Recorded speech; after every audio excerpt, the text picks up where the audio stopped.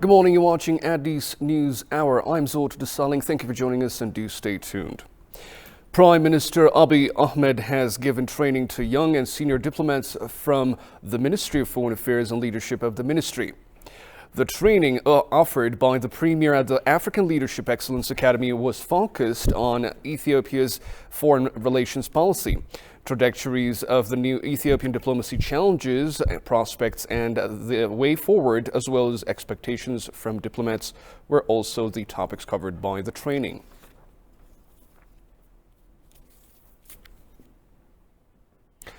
The Deputy Prime Minister and Foreign Affairs Minister of Ethiopia, Demeke Mekonnen, said AU member states should redouble their efforts to industrialize and boost intra-African trade.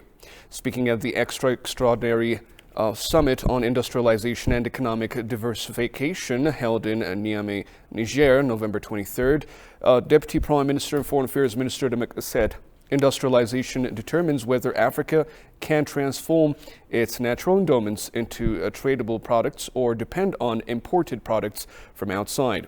Deputy Prime Minister and Foreign Affairs Minister Demeke Mekonnen, who underscored the importance of allocating necessary resources to kickstart industrialization in the continent and transform the economy, also called AU member states' determinations to change the visions to implementable actions.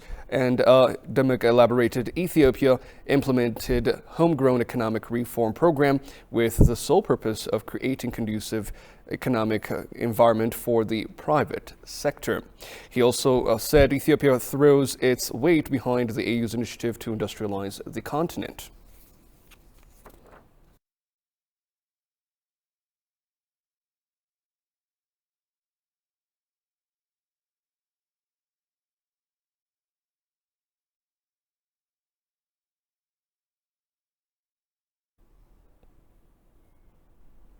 TPLF negotiators said they are working to implement the signed peace agreement with the federal government in Kenya. Getachew Reda General Tzadkan Gebretinsae issued a statement on the development and execution of the peace agreement. Goshe Meliso has more on that. Take a look. In the TPLF signed peace agreement in Pretoria, South Africa to end the 2-year-long war in the northern parts of the country peacefully, restoring basic services, disarmament, allowing unfettered humanitarian access, and reinstate interim administration are parts and parcels of the agreement. The Ethiopian government is working and fulfilling its responsibilities in accordance with the Pretoria peace agreement. Briefing journalists in Tigray, TPLF negotiators stated that they agreed to disarmament and working for the execution of the peace accord. Regarding disarmament, we have agreed to disarm according to the agreement we made in Kenya with the top military commanders of Ethiopia. We are committed to fully implement the agreement and discuss with army commanders to solve problems.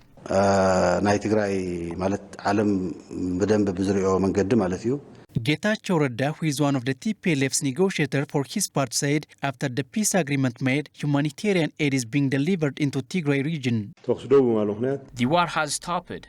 The silence of the gun has contributed to deliver humanitarian aid to the region, including medical supplies. We need to implement the agreement kindly in order to sustain the opportunity. The agreement signed in Pretoria, South Africa creates an opportunity to ensure lasting peace in the northern parts of the country, said Getachew. We traveled to Pretoria, South Africa in order to declare ceasefire and restoring peace in the northern region caused by the war. This peace agreement will create an opportunity to solve political crisis and causes of conflicts.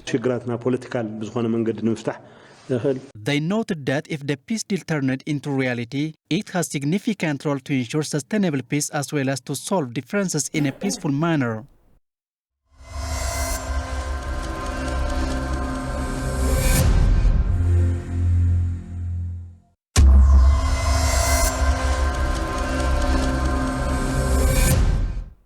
You're watching Addis News Hour, and we have arrived to the segment of what's been trending over the past 24 hours as we are joined by our staff member, Daniel Kassan. Good morning. Good morning, Lord. So as we have to cut to the chase of what's been trending over the past 24 hours, let's start off with the TPLF disarmament, and secondly, of course, with the previously mentioned news bulletin with regards to the AU Extraordinary Summit of the Ethiopian Foreign Minister and Deputy Prime Minister meeting his counterparts of Nigeria and Algeria.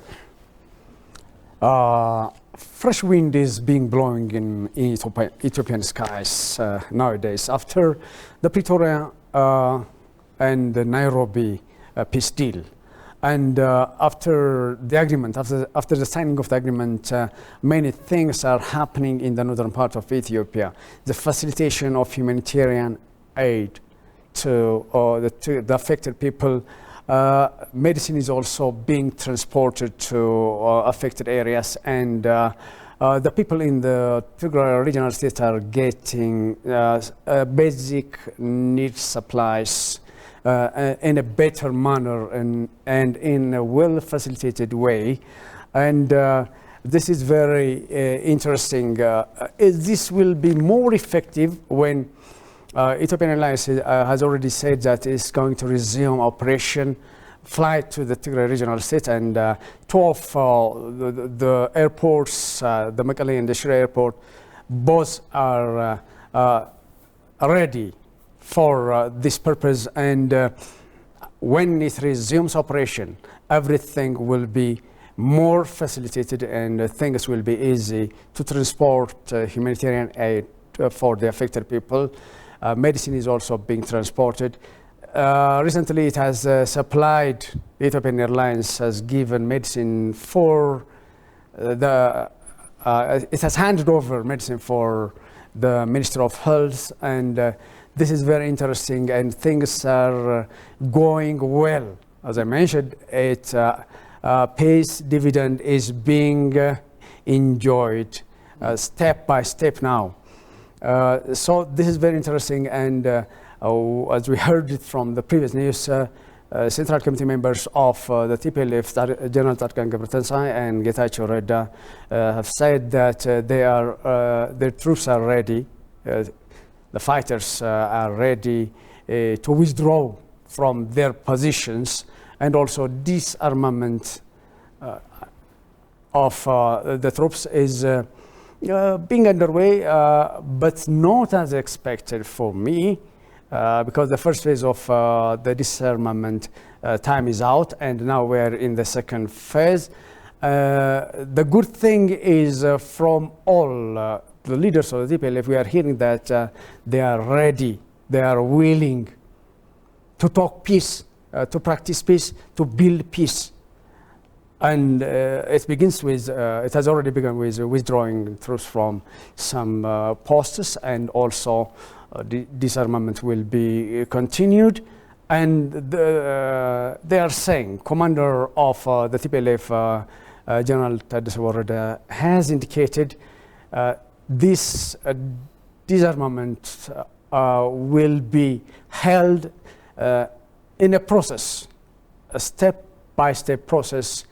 Has to be there, as we said, it has to be there to disarm the TPLF troops because they are well equipped from heavy weapons to light armaments. So it requires also, you can't order it.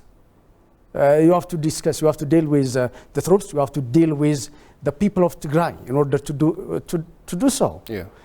Because they are responsible and they have the right to decide with their leaders, and they have been doing the convincing activities, convincing the troops, convincing discussion have been going on there with the people, with army leaders, and the good thing is there is a green light there. And the disarmament will be very positive, and Ethiopia will be more peaceful. Already the war has stopped. This is a great thing. And the next thing will be disarming. And it depends on the discussion they will have with representatives of the Ethiopian government side. Based on that, things will continue. And the next point I would like to mention is there is a meeting held, the African Union Extraordinary Summit is being held in Niamey, Niger, and the Ethiopian Prime Minister, not Prime Minister, Foreign Minister, and the Deputy Prime Minister, Demeke Mekonnen, is there. And sidelines of this event, he met with his Nigerian counterpart, Geoffrey Onyeama, and had discussion with him, and particularly he thanked the Nigerian people for their former president Olusegun Obasanjo, special envoy of the African Union for the peace deal. What he has done for Ethiopia is great, and he acknowledged his efforts, and he thanked the special envoy and also the people of Nigeria. Mm-hmm. And he has also met the Algerian Foreign Minister, Ramtane Lamamra, and a discussion was held in order to bolster bilateral relations between Algeria and Ethiopia. Mm. Speaking of which, I think we have also need to mention about from the sports arena that on this 22nd edition of the FIFA World Cup tournament, not even in just a week that we have probably witnessed something very, very peculiar and very pleasant to see. On the very first match of Japan versus the counterpart of Germany, not only did she win the country, Germany 2-1, but it was also witnessed that all audiences, especially the Japanese audiences, had to clean all the tournament seats in the stadium while actually just going back home. Is that correct? Right, right. What unique people are the Japanese. This is not for the first time when they are clearing or cleaning the stadiums after the match has been held. When we refer the past tournaments, the Japanese it has become their culture. Wherever they are in the stadiums, after the match is over, they do the cleaning activities. And this is unique for the Japanese, and they have done it after their team won the German 2-1. And in this tournament, history has been made. The Saudi Arabians has beaten Argentina 2-1. Yes. And the Japanese has repeated the same winning 2-1 yesterday. They have beaten Germany, and we would like to say congratulations to the Japanese and the Saudi Arabians, and we can say job well done by the Japanese, and others can learn from this. And one more thing to add on here is that there are so many surprises to unveil over this wonderful tournament. Thank you very much, Daniel, for hooking us up with the nutshell briefings of the trending. Thank you, Vedot.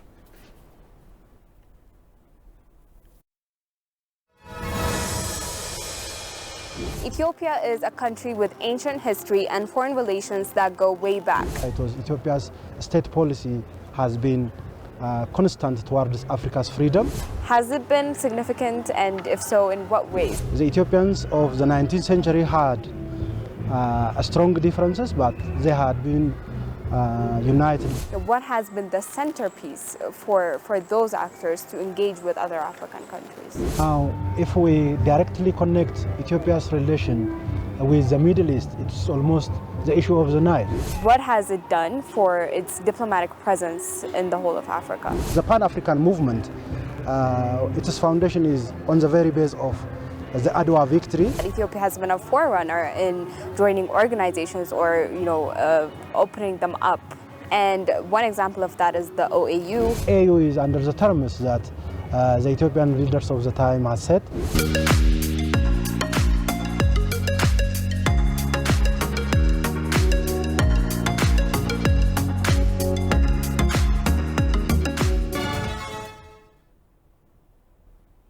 After the peace agreement, the Ethiopian government is taking quick steps to inject humanitarian aid into Tigray region and to rebuild the destroyed infrastructures, which shows its commitment to the signed peace agreement. Following the favorable conditions created by the government, it has been said that international humanitarian organizations are bringing humanitarian aid into Tigray region. Jonas van Town has more on this. Take a look. The bloody war that has been going on in Ethiopia for the past 2 years has resulted in miserable conditions in the northern part of the country. This has led to social and economic crisis on a national scale. After many efforts, the peace agreement between the federal government and the TPLF in Pretoria, South Africa, ended the 2-year war and brought great relief in the north. After the agreement reached in Pretoria, the Ethiopian government stated that it will work with determination to implement the points included in the signed peace agreement immediately. Following this, favorable conditions have been created that various humanitarian aid supplies to enter to the Tigray region. Due to the hard fact on the ground, different international aid organizations started providing medicines, food and other supports. It is to be remembered that the International Committee of Red Cross announced that 6 trucks loaded with food and additional medical aid arrived in Mekelle Tigray region within days after the agreement. This confirms the government's commitment to the implementation of the peace agreement. Last week, the International Committee of the Red Cross and the Ethiopian Red Cross Society announced that they have distributed emergency medical supplies to 9 health stations in and around Mekelle. The World Food Programme announced on its Twitter page that the trucks containing various humanitarian grants have arrived in Shire, Aksum and Adwa. The United Nations High Commission for Refugees also disclosed that the vehicles loaded with life-saving humanitarian aid, shelter materials, medical supplies and construction materials for the rebuilding destroyed institutions have arrived in Mekelle. The United Nations High Commission for Refugees, which is concerned that humanitarian aid should be strengthened until the problem in the northern part of Ethiopia is resolved. The European Union on its part said it will continue its direct support for children in the northern part of Ethiopia to return to school. With this, the European Union has announced that it will provide 1.8 billion birr to support the educational sector in war-torn areas. The United Nations International Children's Education Fund, UNICEF, also announced that it is sending humanitarian aid to Tigray region. It has been said that the support the government is doing in the area and the quick step it is taking to rebuild the destroyed infrastructure shows its commitment to peace. As a result, areas which had been cut off for a long time due to the war have started getting electricity. In addition to this, it is to be recalled that the National Disaster Risk Management Commission of Ethiopia has announced that 67 vehicles loaded with various supplies have arrived into Tigray. Federal Ethics and Anti-Corruption Commission announced that corruption is a threat to Ethiopia according to a study conducted on some institutions. The commission further stated that corruption has widespread in a number of institutions, that the commission has intensified its work to bring the corrupt to justice. Tegasonisa has the following account. Take a look. Corruption is one of the obstacles to discharge good governance across the country. After a study has been conducted by the Federal Ethics and Anti-Corruption Commission, corruption is currently ranked as 3rd from the previous 7th place, and it is also considered as a national threat. The Commission added that the conflict and unstable situations can create a room for corruptive acts, it was noted. Talking to ETV, Commissioner of Federal Ethics and Anti-Corruption Commission Samuel Orkato underscored that there were a number of complaints in connection with corruption, that coordination with judicial institutions strengthened even more for a number of law enforcement tasks to be handled. በየተቋማቱ ከአገልግሎት አሰጣጥ ጋር ተገናኝቶ አገልግሎትን ለማግኘት ሰዎች There are different types of corruption witnessed which are connected with the service delivery in each institution. To get services, people have to pay others. And even this quarter alone, we have received hundreds of complaints. This means that we will send this information to the judicial institutions by our experts. From this perspective, we have now started making better coordination with judicial organs. I think there will be a lot of law enforcement work done this year based on the information that we have.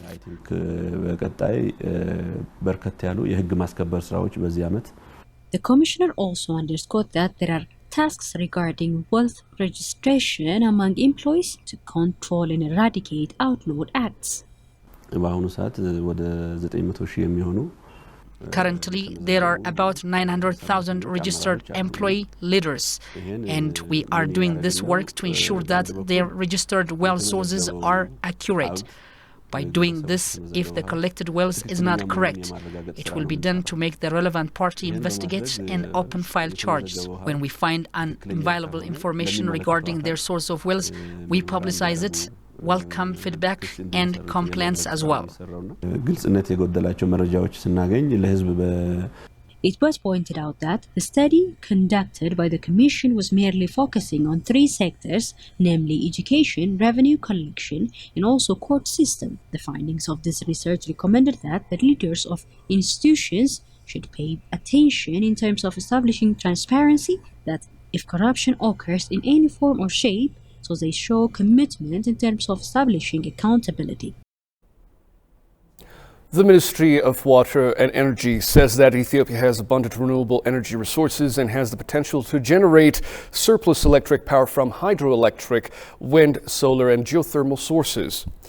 The Ministry of Water and Energy launched a new national electrification project that helps over 95% of Ethiopians to have electric access directly from the nation's main and off-grid system.